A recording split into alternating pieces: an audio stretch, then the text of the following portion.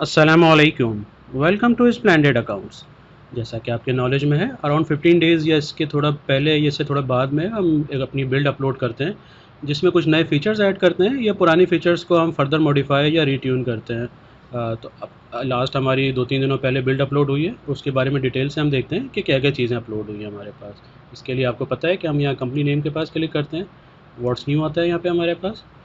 इसमें हमारे पास ये सारी बिल्ड जो हम पहले डिस्कस कर चुके हैं 1.0.34 तक। अब हम डिस्कस करते हैं वर्जन 1.0.35 जो 1 नवंबर को अपडेट हुई है। हम बॉटम से स्टार्ट करते हैं।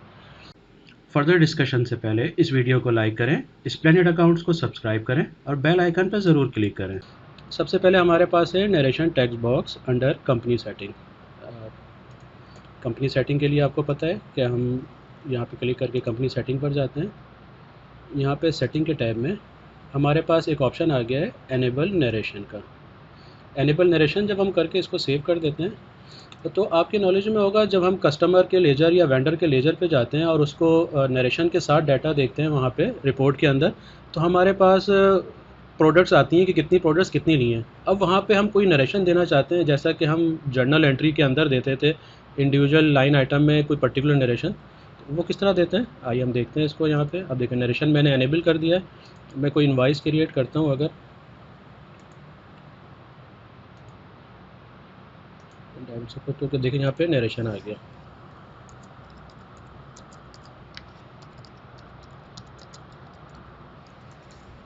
मैंने जस्ट टेस्ट नरेशन यहाँ पे लिख दिया और कोई भी एक बिल बना लेता हूँ। ये मेरे पास एक जस्ट मैंने बिल किया और मैंने इसको सेव एंड अप्रूव कर लिया। क्या मैं यहाँ से बाहर आता हूँ, मैं अगर इसके लेजर पे डायरेक्ट भी जा सकता हूँ, वहाँ से यहाँ से मैं इसके लेजर पे जाता हूँ। मैं अगर यहाँ पे शो डिटेल नरेशन करता हूँ तो देखें आपके सामने है ये इसके जो पुराने बिल थे। यहाँ पे देखें ये सेल इनवाइस में क्या डिटेल आ रही है, सेल इनवाइसेस में प्रोडक्ट्स आ रही हैं। यहाँ पे देखें प्रोडक्ट भी आ रही है और टेस्ट नरेशन जो मैंने दिया था वो पर्टिकुलर नरेशन भी इसके साथ आ जाती है। तो ये हमारा पहला ऑप्शन है। दूसरा हमारे पास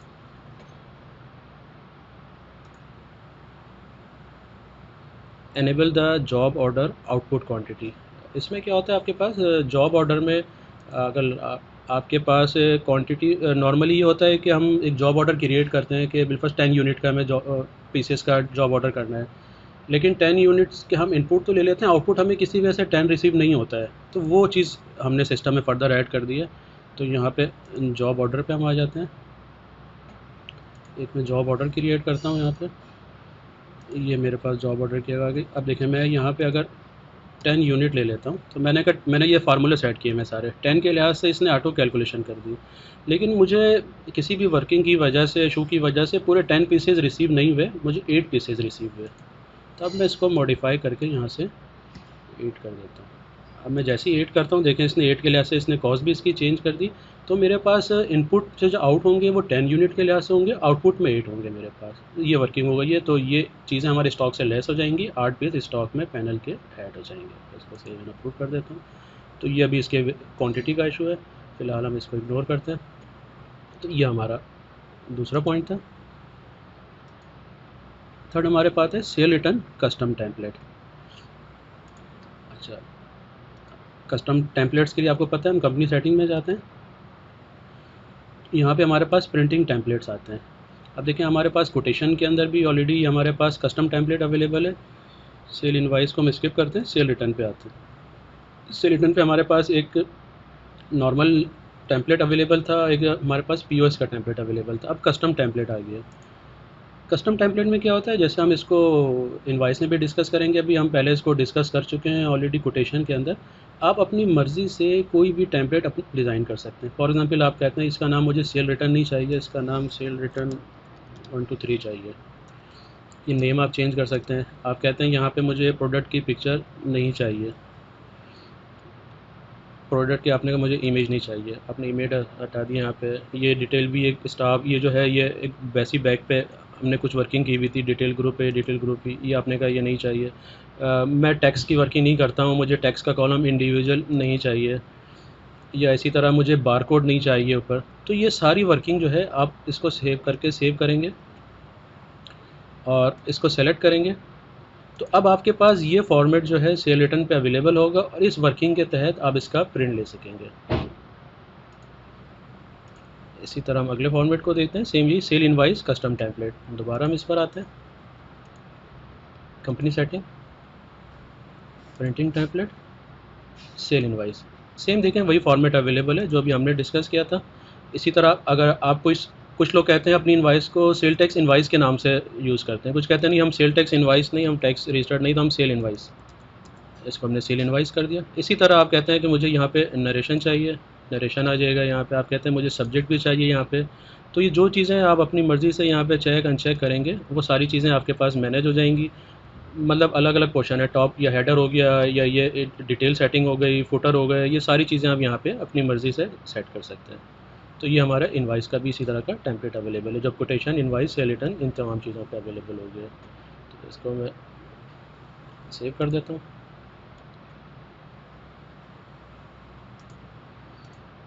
हमारे पास नेक्स्ट ऑप्शन है transfer out in consignment listing in descending order. अभी हमारे पास कंसाइनमेंट की जब हम वर्किंग करते थे तो कंसाइनमेंट में हमारे पास जब लास्ट कंसाइनमेंट हम ऐड करते थे तो वो फीफो मेथड हो जाता, फर्स्ट ऑर्डर, मतलब जो सबसे पहले लास्ट में हम कंसाइनमेंट ऐड करते थे वो नीचे आ जाती थी। अब हमने उसको लिफो कर दिया है कि जो लास्ट कंसाइनमेंट आप ऐड करेंगे वो सबसे ऊपर आ जाएगी आपके पास।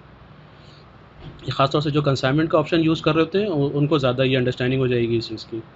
Additional check box for batch wise product add product. अच्छा, इसके ऊपर हम आते हैं। जब हम प्रोडक्ट ऐड करते हैं, किसी भी नई प्रोडक्ट पे आते हैं, तो हमारे पास बैच के अंदर डिफ़ॉल्ट में जब हम बैच जैसे ही सेलेक्ट करते थे तो वो एक्सपायरी भी पूछता था। अब कुछ लोग कहते हैं कि बैच के साथ साथ हमें एक्सपायरी की ज़रूरत नहीं, हम सिर्फ बैच मैनेज करना चाहते हैं। अब आप जैसे ही यहाँ पे बैच पे मैनेज करते हैं, फर्दर एक और ऑप्शन आ जाता है कि क्या आप एक्सपायरी भी मैनेज करना चाहते हैं। अगर आप एक्सपायरी मैनेज करना चाहते हैं तो ये expiry batch plus expiry based product बन जाती है। अब यहाँ पे भी बता देते हैं कितनी डेज़ मुझे इसकी शॉर्ट एक्सपायरी है, इसको हटा देते हैं तो अब ये बैच वाइज प्रोडक्ट तो है लेकिन एक्सपायरी आपसे नहीं पूछेगा सिस्टम। तो ये हमारे पास एक नया हमने ऑप्शन ऐड किया। फर्दर हम इसके बाद आते हैं कि हमारे पास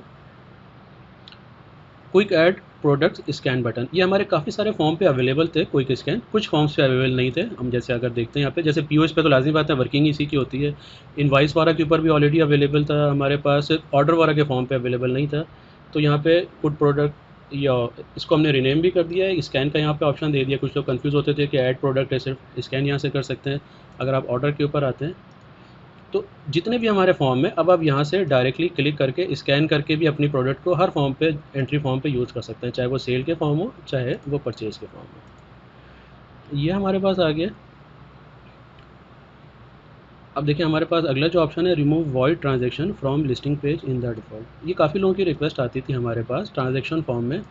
अगर आपने इनवाइस या कोई सी भी एंट्री अगर वॉइड की भी होती थी तो वो वॉइड की एंट्री आपके पास वॉइड हो जाती थी और यहाँ पे लिस्टिंग में शो होती थी आपके पास। तो उससे क्या होता था कि वो उसका इम्पैक्ट तो ज़ीरो हो जाता था बैक एंड पे, इन्वेंट्री इम्पैक्ट भी और अकाउंटिंग इम्पैक्ट भी, लेकिन टोटल में वो एंट्री शो होती थी। अब हमने उसके लिए क्या किया, डिफ़ॉल्ट में वॉइड एंट्री आपके पास शो नहीं होती है। अब आपको वॉइड एंट्री अगर शो करना है तो आप इसको शो करेंगे। अब आपके पास यहाँ पे वॉइड एंट्री भी अवेलेबल, अगर कोई हुई भी होगी तो आ जाएगी। अभी मेरी वॉइड एंट्री नहीं है, लेकिन मेरी अगर कोई वॉइड एंट्री हो यहाँ पे तो ये शो वॉइड के बाद वो एंट्री मुझे यहाँ शो हो जाएगी, डिफ़ॉल्ट में एंट्री यहाँ से गायब हो जाएगी मेरे को।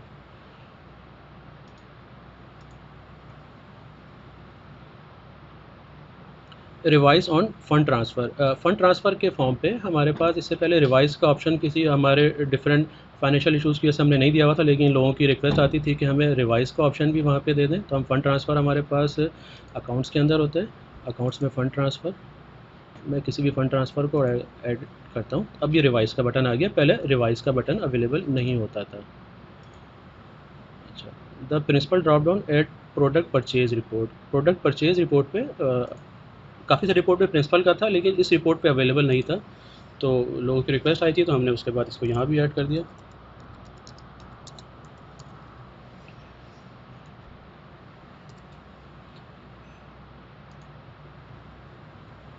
यहाँ पे वेंडर या प्रिंसिपल का ड्रॉप डाउन आ गया है। अच्छा, अब जो हमारा सबसे जो मेन ऑप्शन था जिसकी वजह से हम थोड़ा सा इस बिल्ड में लेट भी हुए, एक हमारा बहुत ही कम्प्रिहेंसिव इसमें एक मॉडल आया है ब्रांच वर्किंग का। आप अपनी अब डिफरेंट ब्रांचेस, पहले हम ब्रांच को मास्टर फील्ड के जरिए कुछ लोगों ने अगर ऐड किया हुआ होगा तो हम कर सकते थे। अब प्रॉपर हमारे पास ब्रांच का ऑप्शन आ गया है कि आप इंडिविजुअली ब्रांच ऐड कर सकते हैं, कस्टमर भी ब्रांच वाइज कर सकते हैं, हर चीज़ ब्रांच वाइज, आप cash account branch wise, salesman, सारी चीज़ें सेपरेट कर सकते हैं।